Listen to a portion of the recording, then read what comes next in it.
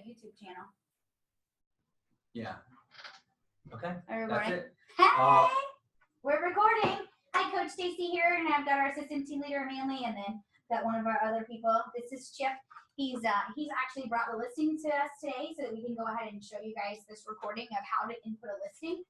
We actually are doing a lease listing for this webinar today. However, it generally the same steps apply. The data itself might be a little bit different, but the steps themselves apply.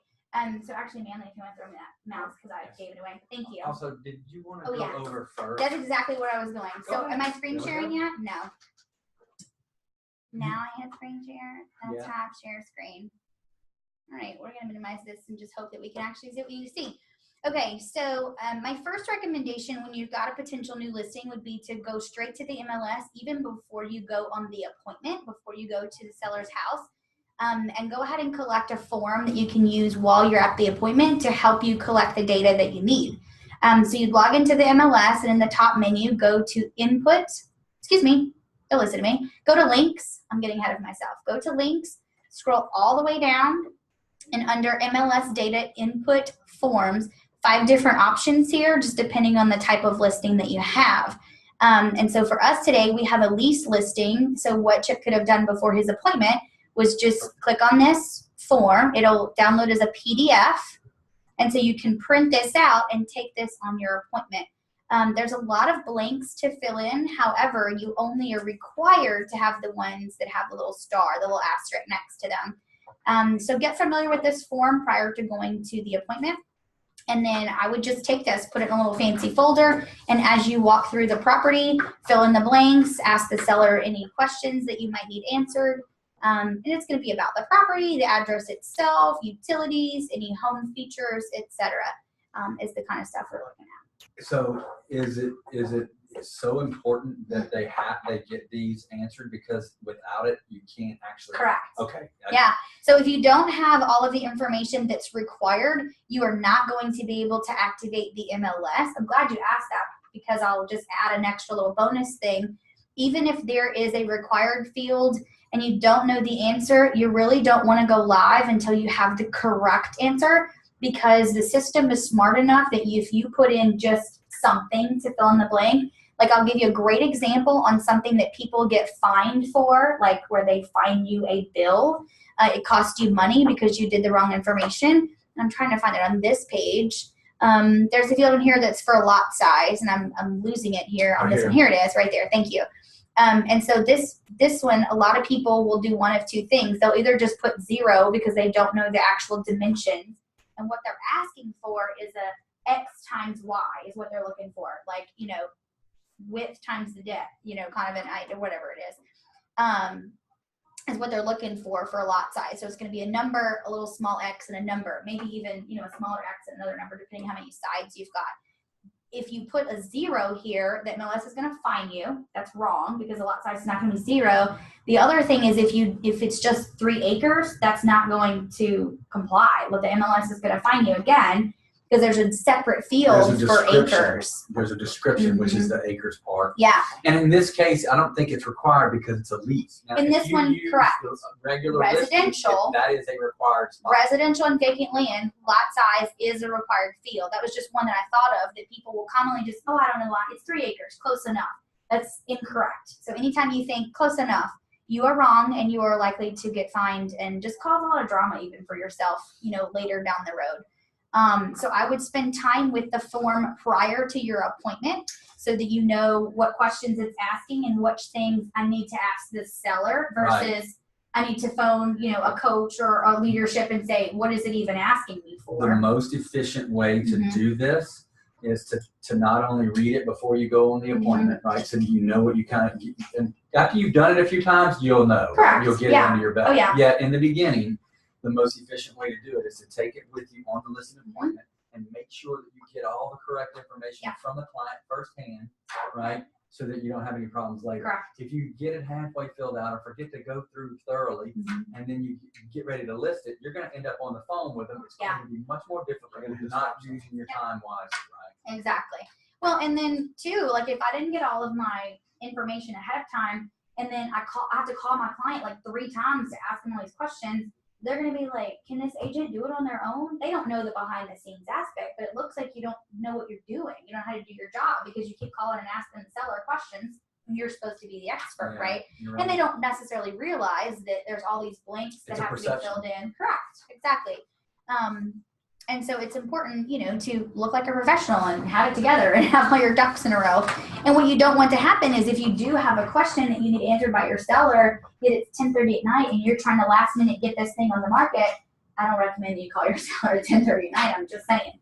Right? And so then it might delay you until the next day. Then you might have someone upset. I thought I was going live yesterday. You know, all these potential things. Hey, I'll add something else in here. For those agents that don't like to do the paperwork or want to do the paperwork, just remember it's really good for you to go through this a few times so that you understand the full complexity of what's going on and what you're doing, so that when the moment comes and you're trying to leverage that work out, you know what you're now not having to do. Can you go help Manly go see what you can do? And then let me know. Okay. All right. So, okay, so that's the MLS data input form. So like I said, there's going to be one for each of the listing types that the MLS will accept. They're each between 3 and 4 pages long. Some of it, you know, again, of course, is not going to be required. And let's just scroll down to this one section here at the end. Anything under listing office or financial information, everything that's branded for you, so your agent name, your office ID, the broker code, all that is actually going to be automatically in your MLS system when you go to input the listing. So don't feel like you need to sit there and type in your, you know, write in your name every time on the appointment, right? That's going to be standard in the system stuff, and we'll see that in just a second. So all of that will be, you know, as it applies as needed. Okay, so once we've got all our data, we're going to also need to have our pictures saved on your computer or accessible through like a Google Drive or a Dropbox, something like that. And then, of course, any necessary documents. And so just have all of that at your fingertips when you're ready to put the listing in so that you can actually go live with your system. One other thing that I will add is you can put in some of the data. So let's just say I don't have all my questions answered just yet. I can go ahead and put what I do know into the system and hold it. The MLS calls it incomplete. You could think of it like saving it as a draft. And so you can put your information in there and it'll stay forever. So it can just sit, you know, even if you have a listing that may not go live for 2 weeks, you can go ahead and start putting information, anything that you have now. All right, so if I've got a listing and I've got my data and pictures and documents, I'm ready to go. We're gonna go to the top menu bar again and go to Input. We're going to add new. We're going to choose which type. In this case, we're doing a lease, so a new lease listing. Okay, I can actually, a couple of different options here. Fill from realist tax, so this will actually pull some data from the tax records, or you can just start with a blank listing. I usually just start with a blank listing. Clean slate. All right, now we're actually starting to input the information. So I just mentioned a second ago that if I was ready to just save this information for later and come back, if I wanted to do that, I can just go through each of these tabs, inputting the fields, and then when I want to go do something else and come back later, you're going to change this status, because we're in the status tab, change it to incomplete, and then click submit listing. That will hold your listing just like in the queue. Hold it like as a draft, like as an email draft. It'll just save it for you to come back to later. And so like I said, that's good if I just don't have all of my information. Or I recommend anytime you're going to get up and leave the computer, maybe you know, take a phone call or a coffee break. Yes, mark it as incomplete and submit listing, and then go do whatever you need to do, because the MLS does time out after a little bit of time. I don't know, half an hour maybe. And so what you don't want to do is do all of this work and then just leave it sitting and then come back later and all of your hard work is gone. So anytime that you're going to go, you know, check an email, take a phone call, take a coffee break, you know, I would just incomplete, submit listing so that it saves your work, and then you can come back and not have wasted your time. All right, even if I keep it to active right now, if I go through the fields, let's just go to address information, click the tab. Notice how some of the boxes come up like with a yellow background and some of them are yellow, white, excuse me. All the yellow boxes are the required fields. The white ones are just bonus. Correct. So on the form, on the data form, the required fields are marked with an asterisk. On the actual inputting into the system, they're marked in a yellow field.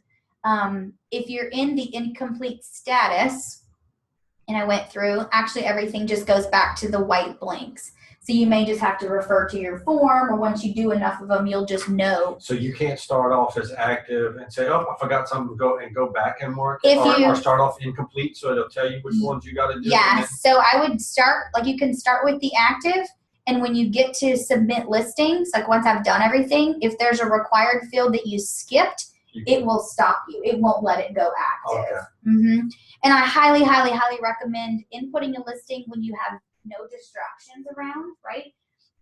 You want to make sure you're really thinking through everything that you put in for a couple of reasons. One, because, I mean, hello, we want to make sure we're putting the right information in.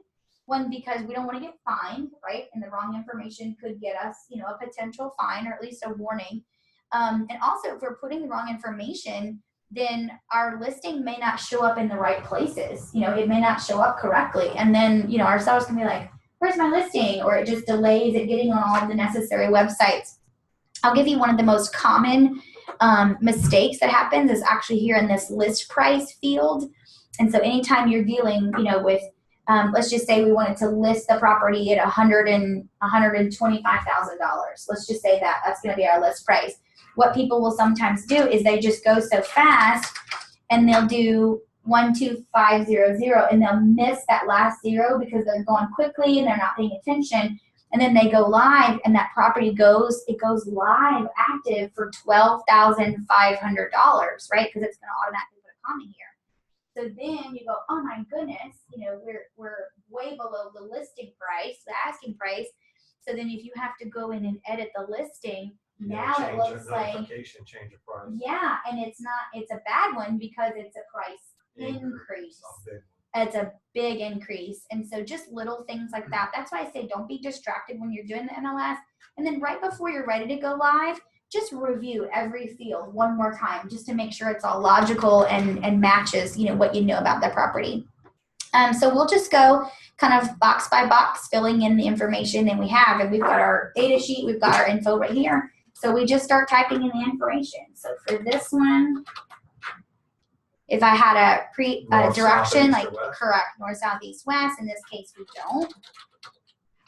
Jerome, if we had an apartment, we could do apartment A, apartment 136, whatever we've got here. Street suffix, this could be like road or drive. This one is drive. Our state, of course, because you're licensed in Louisiana, it's always going to be Louisiana. The parish, this one is in Tangipahoa Parish, drop down menu. The city for this one is in Hammond. Are we in the city limit? No, this one is not. Our zip code, as we input some of the fields, notice it's narrowing down. Like when I chose Tangipahoa, it gave me the cities that were in Tangi. When I chose Hammond, it gave me the zip codes that apply for Hammond. This one's going to be 03. Okay. Subdivision's not required. If I have it, might as well use it. We know it. Let's see if it's in our list. This one is Happy Woods. So we'll go ahead and choose it. Don't have a lot number in this one. Neighborhood, Founding Streets. Let's see. Oh, I better type the right thing. Happy Woods Drive. Oh, man. Come on. Mistakes here. Don't judge me for all of mine. Mistypes. All right, your listing type is almost always going to be exclusive right to sell the listing.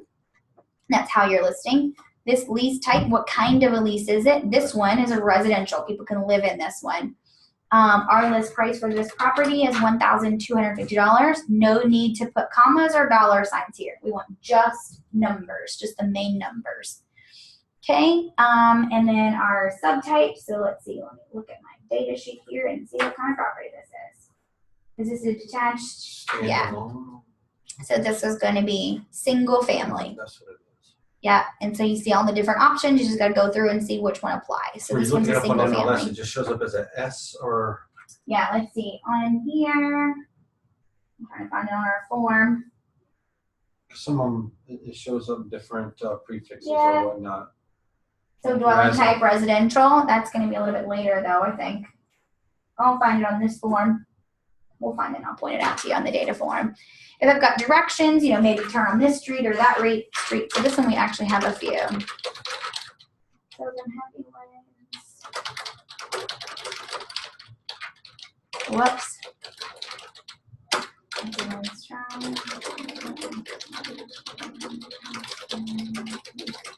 Curve. Happy ones. Left room. Have to look before curves. Anything that you have. One of the things that I'll sometimes even put in my directions is if I have a house that if I put in the property address into the GPS, like it brings me a few doors down, maybe it's just a newer subdivision or something, or just out in the country, then I might make a little bit of a note in my directions, say, hey, use this address if using the GPS, or you know, Or the GPS calls it, or it's not going to bring you where you need to go. And so then I use 2 places then for instructions, really 3. I use the directions box here. We'll look at the agent remarks. I might put some notes in the agent remarks. And then I usually set all my showings up to be facilitated through the showing time system. So then I'll put some of those instructions there as well. So I have it in at least 2 or 3 places just to let agents know, give them all the information.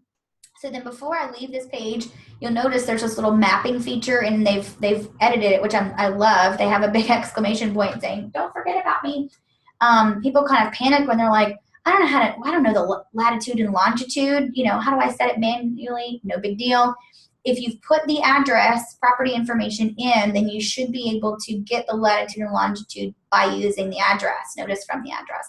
So after I've put the address information in, then I can go click on get latitude, longitude from address. It's going to approximately plot it. Here's what you need to do next. After you've got it plotted from the address, go ahead and click on the one that says manually. It's going to open a new little window. It just gives you a closer glimpse, and then so you can confirm that that is the location of the property. Now, what happens if that's off a little bit? Can If you move it's it and off, set it? yep. See this little drop pin? Just pick it up and Gotcha. drag it wherever Okay. it needs to go, Awesome. right? And so I'm going to cancel this because I Yeah, don't you need to should. be in South America like it took us. And so if I've double checked that's where the property is, move the little pin, absolutely. And then once it's done, I would just hit done, and then it would redo it. So anytime that you get someone that says, hey, I used your map and it plotted it wrong, go back here and check and make sure that you had it plotted correctly on the map. And then this is good too, like I mentioned a minute ago, if I've got a listing that's struggling with the directions or the GPS or something like that, if I've got it mapped correctly, then agents can use the mapping feature of the MLS, like through the app on their phone, or even just, print the directions ahead of time and use that to get them to the property. So it seems like you just, let me just click to the next thing. That's actually really important. Yeah, because if it's off a little bit and that's what they're going by. Exactly. Yeah, absolutely. All right, so once I've filled in everything that I can fill in, then I just hit the next tab, General Info, and we're filling the blanks. So 1, 3, 2, 4. For the living, what is the source for us for this one? I believe it's the tax records where we got this information. How many stories? I think it's 1 story. Okay. Our approximate age is going to be 29. Okay. I could do some of these other ones. Notice, the white ones are not required. If you've got information on the white ones, I would put it in. The more information that I can give these people, the better, in my opinion. And so, I really don't have, none of those really apply other than a resale, and so it's in pretty good condition. Like we could say it's in very good condition for this one. If it was remodeled, renovated, or built, and that was important, then I could say that. This property we discussed actually has had some renovations and remodels this year. So I'm going to go ahead and put 2018 because then I can show to some people, hey, we've got some new features about the property. What's the date when it got done? Yeah, it's the year. Yep, so it's the year that it's remodeled, renovated, or built. In this case, we've done some remodeling for this one. So I want to go ahead and show that it's gotten some changes this year. If this was waterfront property, then I would answer waterfront, and then it would ask me, is it navigable?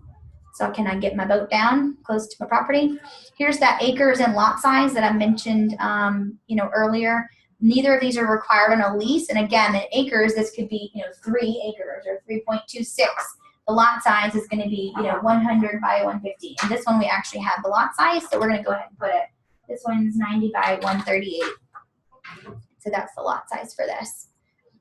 Elevation certificate available. Do I have one? In this case, it's a lease. Most people are not going to need that. All right, then my utilities, what kind of water? This is on public or city water. Electric company is Entergy. There is no gas to this property, and it's on city sewer. Okay.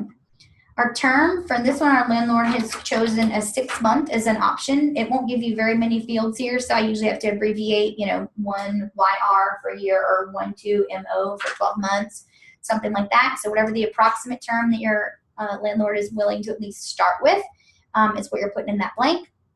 Is there an option to buy? So can someone potentially buy this property? Yes. Okay, so in this case, we'll say yes. Our landlords, our owners are open to the option of selling the property, not simply renting it out. Are there any ADA features? So this is like ADA, like disability. So I actually didn't look to see on our data form if it's got any. It probably doesn't. No, it does not. Okay, so this one doesn't.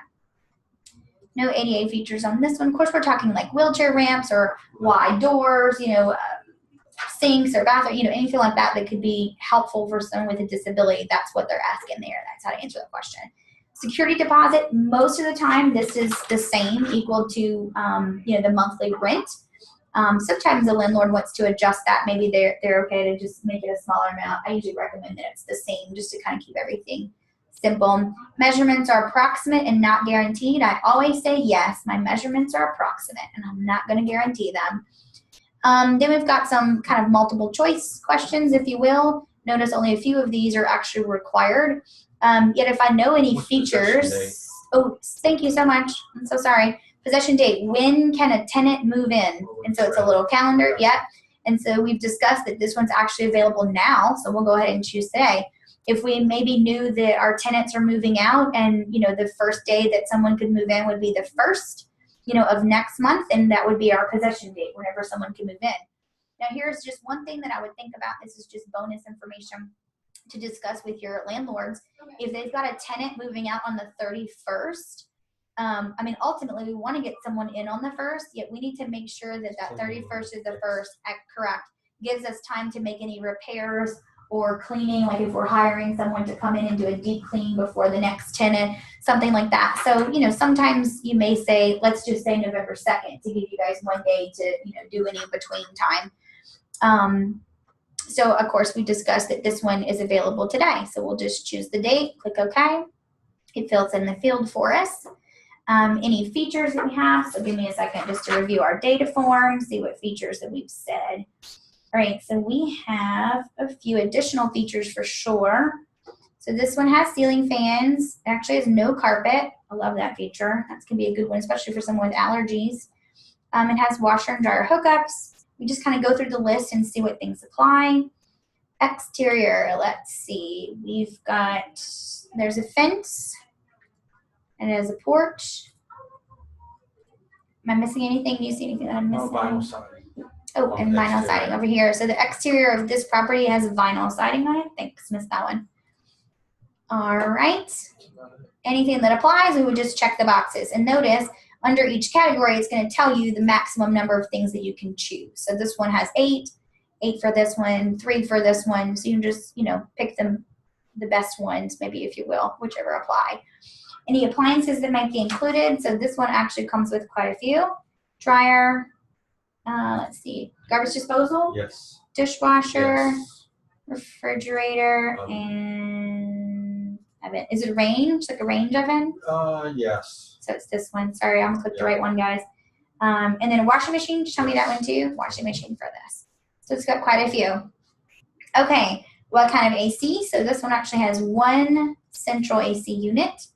And for the heat, it's the same thing. It's one central unit. My max is 2. I happen to know that it was 1 and it was central. I didn't have to choose both, but in this case, I knew that to be the answer. If I knew the foundation, this one's on a slab, so I can go ahead and mark that one. So slab. Lot description. So now we're describing the lot, right? And so for this one, we're actually just going to choose regular because it's pretty regular in shape. It's pretty rectangular.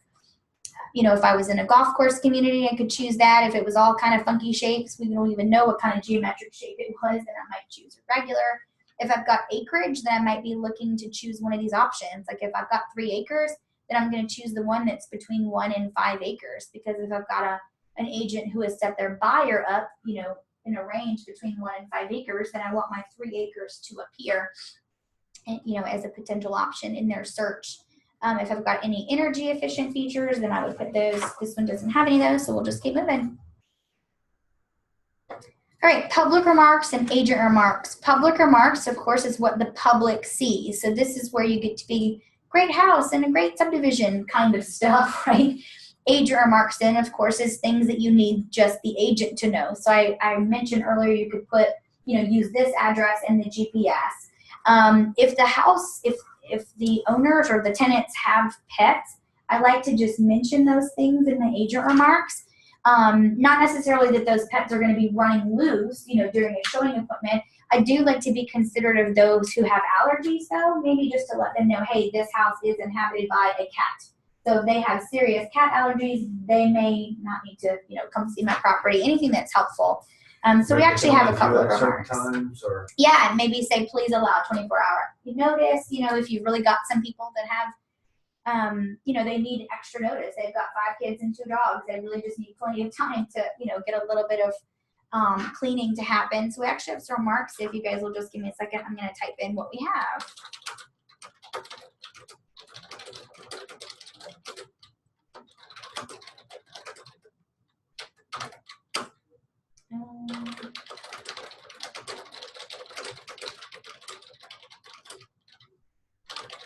Whoops.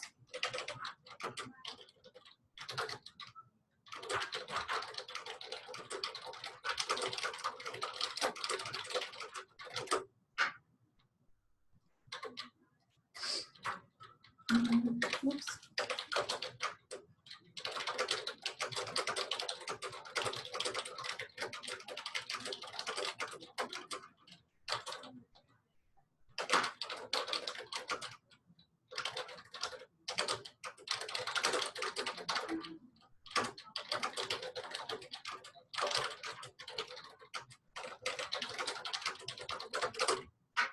So something, you know, just some little examples here.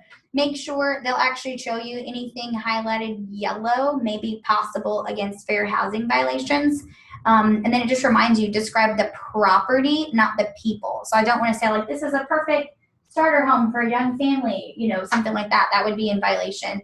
And so it's just giving you alerts. It's giving you a potential warning. So anytime you see a highlighted word, don't panic.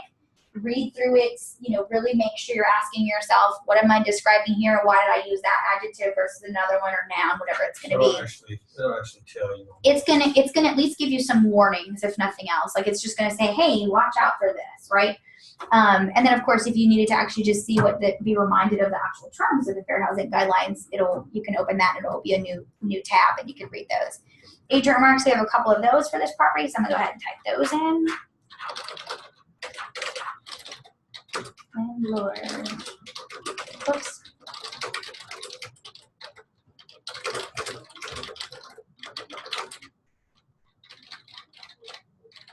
And then I usually like to put some details about, you know, showing instructions, at least a little bit here. And so you can say, contact agent. Well, actually, what I recommend, this is what I usually do. Showing appointments.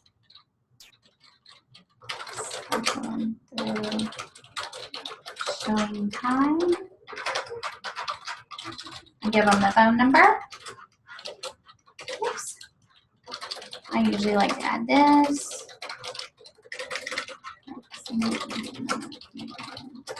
For extra measure. Anything like that. By the way, that is supposed to be one word. Showing time is all one word according to that company. So don't send me a lot of messages that your OCD is freaking out. And that's their phone number. So if somebody wanted to schedule an appointment, they could just call that, or they could use the online aspect, which we can set up later as well. So it just gives you an example of some of the things that you can put, you know, in those 2 spots. So we're ready to go to page next. Residential info. Again, we're just kind of answering some of the questions. So the number of bedrooms, this one is 3 bedrooms, 1 full bath, and 1 half bath. Our total square footage is 1350. Are there any pet restrictions? Yes. Are pets allowed? For this landlord, they have chosen to say no. If we had said, yes, they can have some pets, then I would put a deposit. I recommend at least about $400 because if you had to hire someone to come in and, do for fleas and all that kind of stuff, you had to hire like an actual company to come in and remedy any pet problems that you had. It's usually about a $400 minimum. So I usually make a $400 pet deposit and then kind of adjust that based on how many pets and all that kind of stuff. Utilities are paid by who is basically the question being answered. So for the water, the tenant's responsible. For electricity, the tenant is responsible. And there's no gas, so we're going to ignore that question. This property is not furnished. Most of the time they're not, yet that's a question. And for this property, we're actually not able to take Section 8 tenants, so we would just say no to that one. There is no pool on this property. I don't think that's a required field. I always just answer that one. If you know for a fact the school districts, you can go ahead and stick those in, the name of the school or even just the district. A lot of agents will put something like, if it's in Tangi, they'll say call, what is it, TPSS, Tangipahoa Parish School System or something like that. They might just say call the school board, anything like that. If you know it, great. Otherwise, move along. Room information. So then what they're asking for is a couple of our dimensions, like the kitchen. Like we could I'll just show you how it works. The bedroom is, 10 by 12 and the ceiling height is this and the flooring type is that and it's on the first floor, upper or lower. That's kind of the idea of how that works. You can add as many of those as you have. I'm just going to put that back to nothing. Listing office information. So earlier I did mention how, your information, your agent info is just always going to be there automatically. So don't worry about inputting all of that on the data form. Can we edit that if we wanted to? So if you want to edit any of this information, we'd have to contact the MLS directly because like this one's not your Keller Williams email address, is it? I just noticed So that. yeah, let's just make a note. I'm going to write this down. And then we can just do that through the MLS. Okay, and we'll just take care of that later. Great question. So that is not stuff that can be edited. You can actually go to My Matrix and go to My Information and edit some things. Okay. That kind of stuff is fairly standard. We would just have to go through the MLS. No big deal. Okay, so then listing compensation. So who's getting paid on this? Here's a great little, let's learn this row of stuff. So it looks like a lot of times, okay, let me say it this way. So it looks, here we go. Commission to the cooperating member participant. And then there's a commission to the data co-op. Then there's two different options for type, okay? To cooperating member participant is what all those letters stand for. There's a type, and then there's a data co-op type. This is kind of the same question. It is not asking what the listing agent's going to get paid and what the buyer's agent's going to get paid. That is incorrect. It's actually what the buyer agent's going to get paid, period, depending on if the buyer's agent is a part of our MLS or if they're a part of a different MLS. So the first one, these two questions go together. What is the commission to be paid on an agent who is using the same MLS? So if they're also using our GSREIN MLS, New Orleans MLS, what are they getting? So in this case, they're getting 30%. That's what they're getting. An agent that has a tenant for this property, if they get accepted, they're going to get 30% if they're using our MLS. The data co-op is if an agent finds our listing and they're not a part of our GSREIN MLS. Maybe they're a part of the Baton Rouge MLS or further down on the South Shore MLS, something like that. So if they use the data co-op feature of the MLS to find our listing, what would we pay that agent? Typically, it's the same thing. Because for me personally, I don't really care who brings the tenant. I promised my client to get a tenant, and whoever brings it, great, you get paid. And most of the time, we don't write our listing agreements any differently. That we're going to pay one agent, one amount versus another one. And to me, just a part of Keller, this is my own personal opinion, part of Keller Williams culture, let's just pay everybody the same. If they're our MLS, great. If they're not, oh well, they brought us a tenant. That's my personal opinion. You might have people argue with me. And so the way that we've got our listing agreement written for this property, that's what we've done, is 30% on both sides. So we'll just say 30% to the buyer's agent, whether they come from our MLS, they're a member participant, or they use the data co-op to find our listing. Okay. How does someone show this property? I always say by appointment. I need you to confirm it. Got to have some permissions. And then I typically do appointment and showing time. Is typically what I do. I usually don't tell them that it's vacant. I just don't want to, give people in their minds that, oh, it's vacant, we can just go wherever. I need them to have a confirmed appointment. I want to know when people are going into my client's house, right? And then what contact number, who do they call when they want to make an appointment? So if I'm going to use showing time to facilitate all my appointments, then I put showing times number. That's showing time. There's a potential other option. I could say 24-hour access, customize hours, standard. I usually just leave all of that. I'm just going to let them facilitate it with showing time, and I'm going to set up all the rules in my showing time account. Occupied by whom? I usually leave this also. I usually don't let them know who's living in the property because I feel like that's my landlord's, details. Some of this is going to come up standard, and actually you can really leave all of this as is. VOW, yes. The public address, yes. VOW comments, no. VOW AVM, no. Internet, yes. Please put my listing on the internet so that someone can find it. IDX websites, absolutely. Mark my property, and it's entered. It's always going to be at the office. It's not the actual MLS. The board is not doing it for you. If you really want to understand the nitty-gritty of all of these fields, go to a listing agreements class, listing contracts class, and they go into each of those things in detail. That's pretty standard, though, as far as how our office answers those questions. Entered by, so who is doing the actual entering of the listing? So like if you had an assistant or you had a co-agent, something like that, who is putting it in, and it's just their initials. And so these are your initials, correct? Yes, ma'am. All right, great. So you're inputting this listing. How commission is paid? How do these people get paid? So then you have to decide, are we going to get annually paid every year, every time, the people live here, or is it going to be other? That just kind of depends upon how you've written up your listing agreement. Most of the time it's other. And then I do something along the lines of this because they're going to get paid after everything's processed. So I typically do something that says, let's see, what do I usually say? After,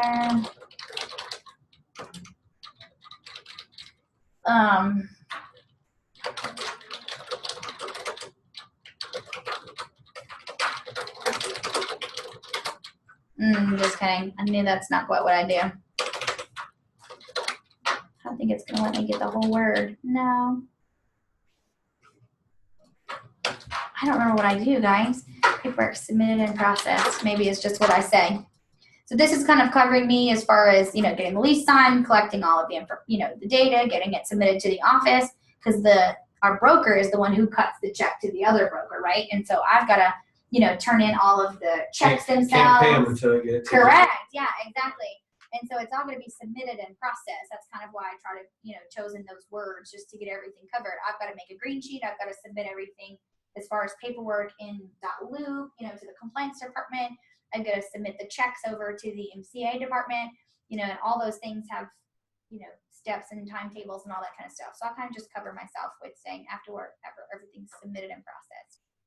All right, we've filled in everything's necessary on this page. So let's go to our last tab, special info. So I never put owner information and how to get in touch with my people.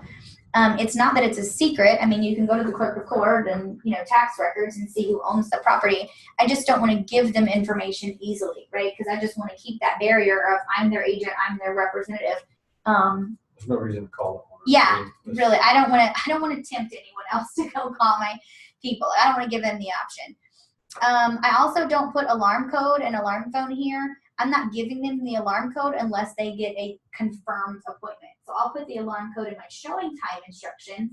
That's after they get a confirmed appointment. Again, because if I said it's a vacant home, or even if my pictures make the home look like it's vacant, I don't want to just give them that information up front. And even for agents who just accidentally oh, it's vacant, it'll be easy to show, and then forget to schedule an appointment, and they show up and, then they've got all the info and I don't get notified until after it's all over. They went and showed it. So I don't usually give all of this, information away in the MLS. I just keep that in showing time, and once they get a confirmed appointment, then I'll allow them that information. List date and expiration date. Of course, this is the date that we're going live on the MLS for us. That's today because we're going to have all of our info. And then our expiration date is going to be however many days or months or years that we put in our listing agreement. This one, I think we wrote up 6 months, I think is what we decided. And so let's see, November, December, January, February, March, April. Is that right? April. Yes. Yeah, that sounds right. 4th month. We're in the 2nd. So we just go find April of 2019, and I'm going to go ahead and choose 6 months. April Fool's Day. Okay. Showing instructions here, I only put a couple little details. Again, I don't give all the information away, and I only have a little bit, so I just say, oh, sorry.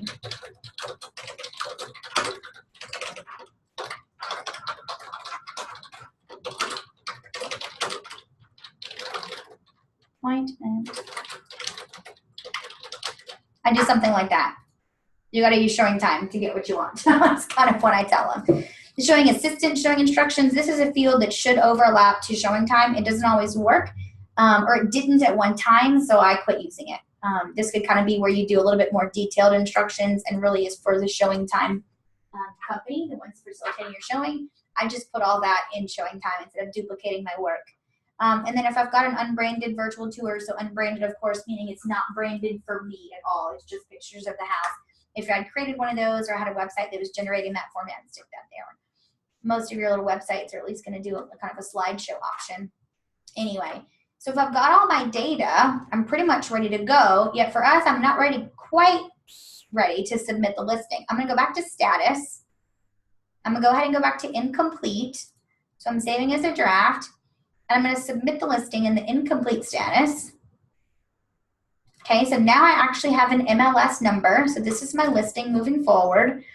And I'm going to go ahead and start adding my photos and any attachments. Because when I go live and submit the listing in the active status, I want everything to be done. Okay, so we're going to go ahead and do photos. The only photo that you have to have on a lease listing is an exterior front.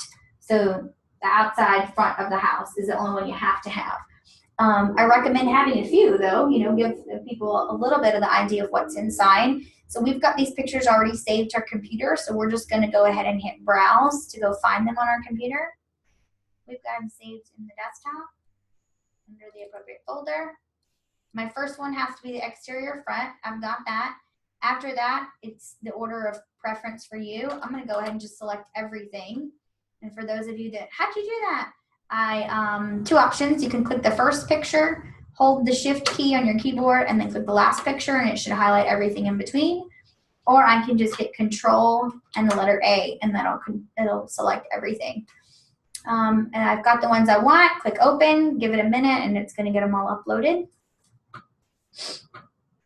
Once they're uploaded, I can move the order around if I wanted to. I like to often name them in the order I want them to go in. So if I want them to be in a specific order, I'll just rename each file on my computer.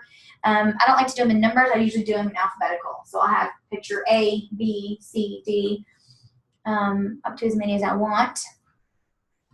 And it's always going to give you a couple little arrows and say, hey, it might be sideways or it might be a small in file size. And I think that's just, part of this one. We just took these on our cell phone because it's, a lease listing and we got good enough pictures. We're not really worried about it. So if I've got them where I want, of course, primary slot's going to be the first photo that shows. That needs to always be the exterior front.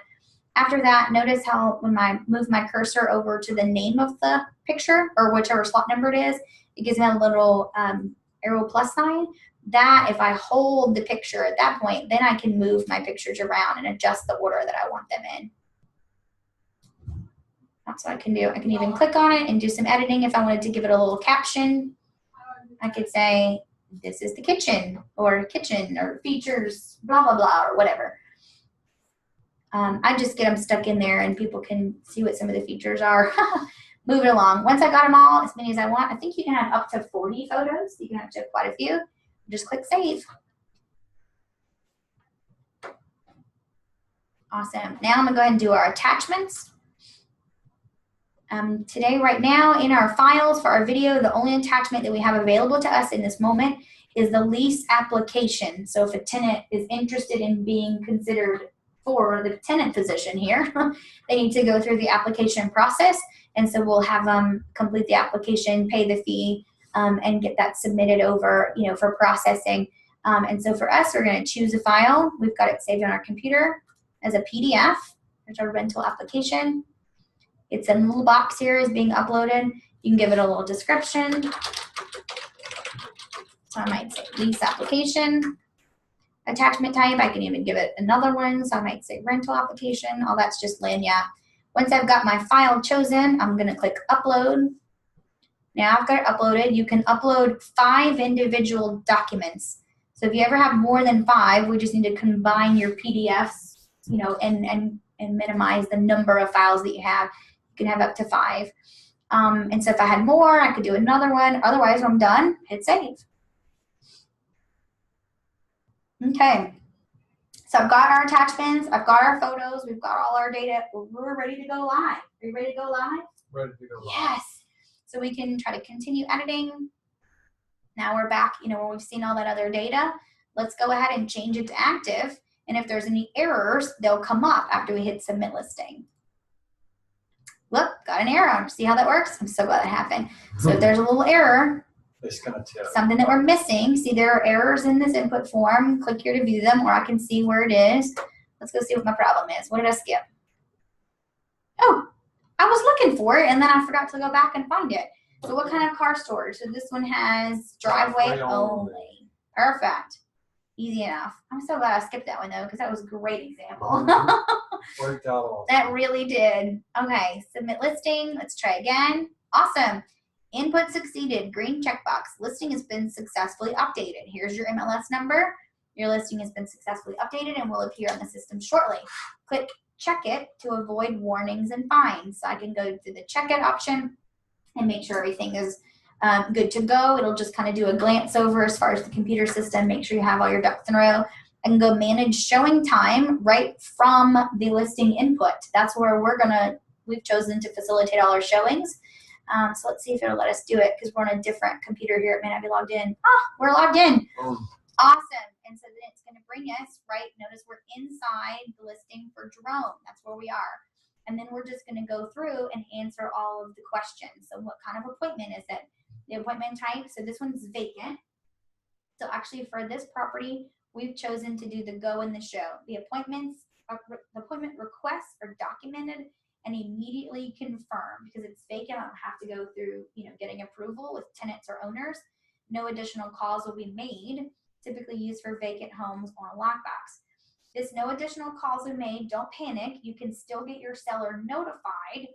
What they're saying is they're not going to pick up the phone and call your seller. They will send them a text and or email. If you wanted it to call them, you would choose courtesy call. It'll still be automatically confirmed as soon as it's requested. They'll just actually, someone from Showing Time or the automated system will call your seller directly. So this one, go and show. Yes, we want to request some feedback. We'll just use the template.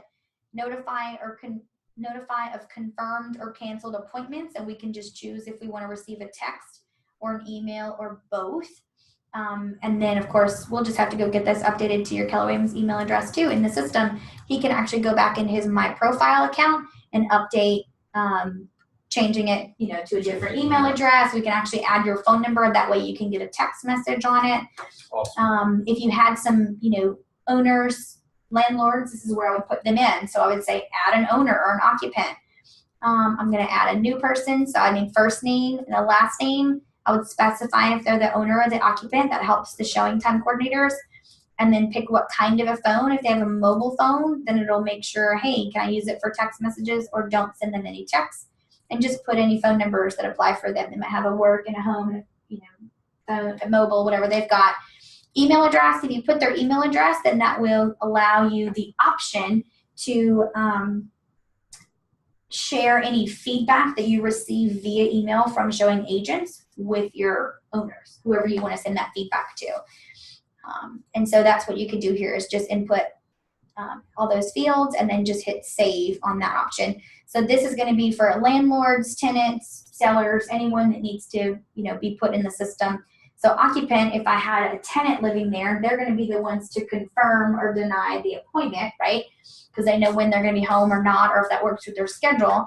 Yeah, I still would want to put my landlord in because I want my landlord to see, hey, your home is being shown.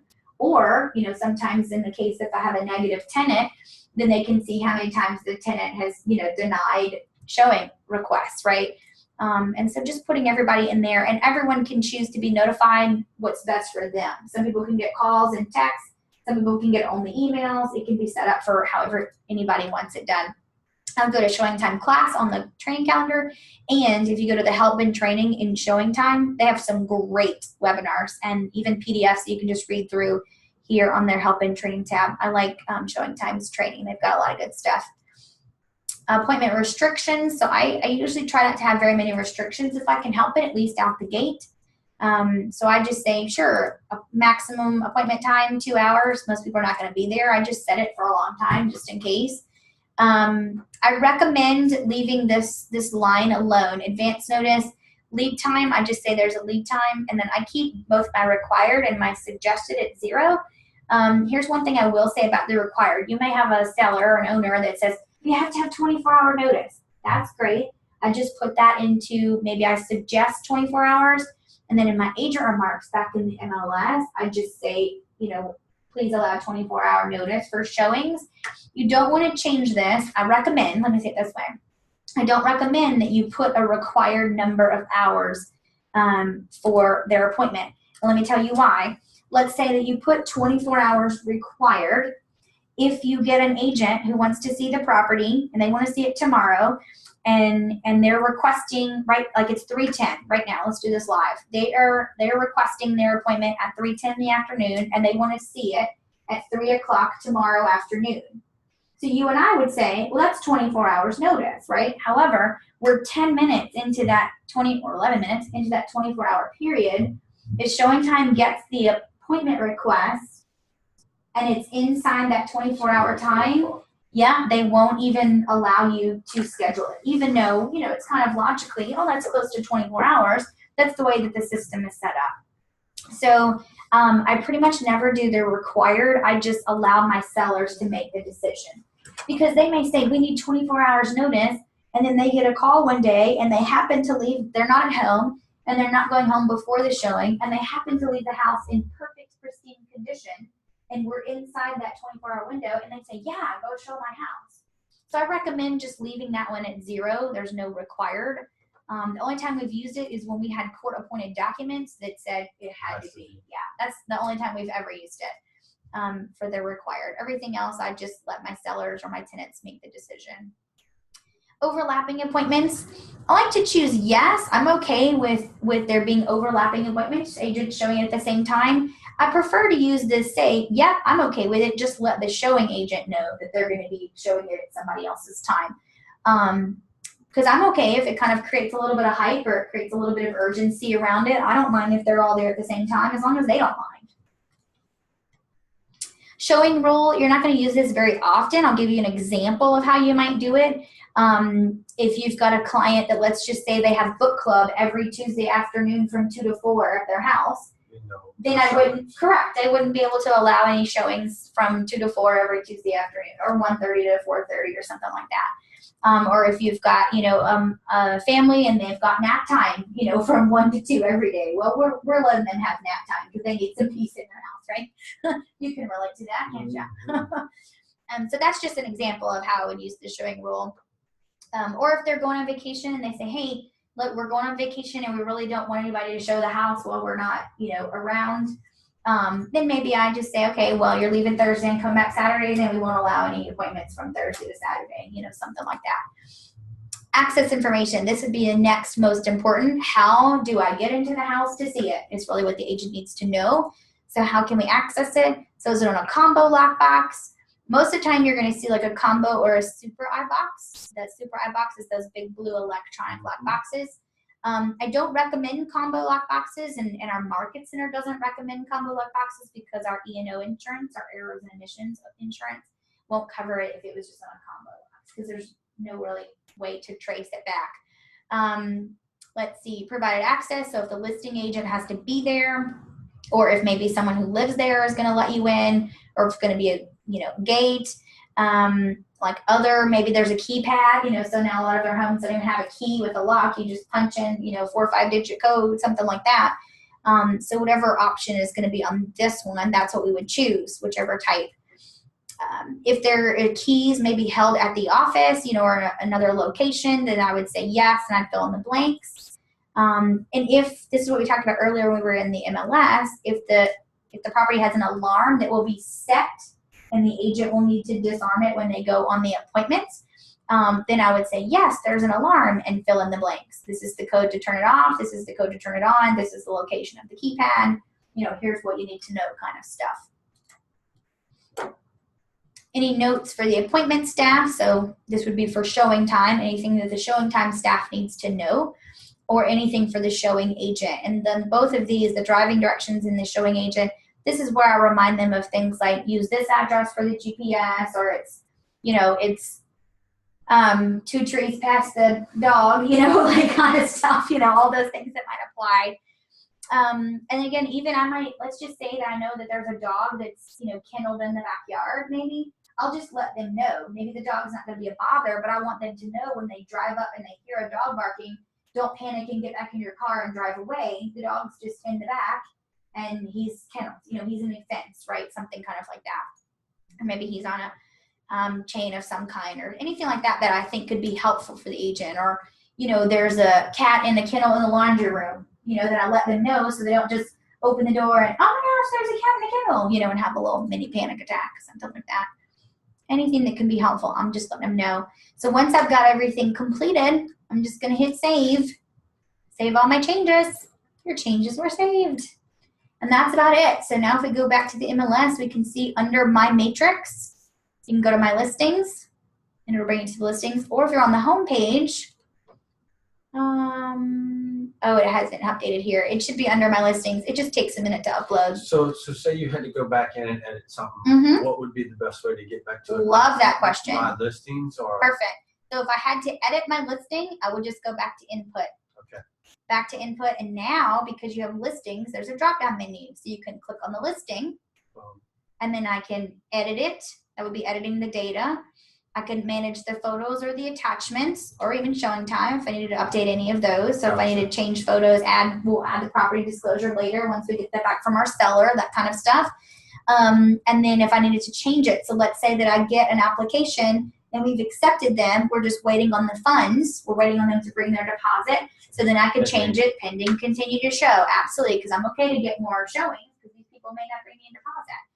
Once it actually confirms, I get all the paperwork signed, I process, collect all the monies, then I go ahead and change it to leased, and then I'd input all the data, all the necessary, fields, fill those in.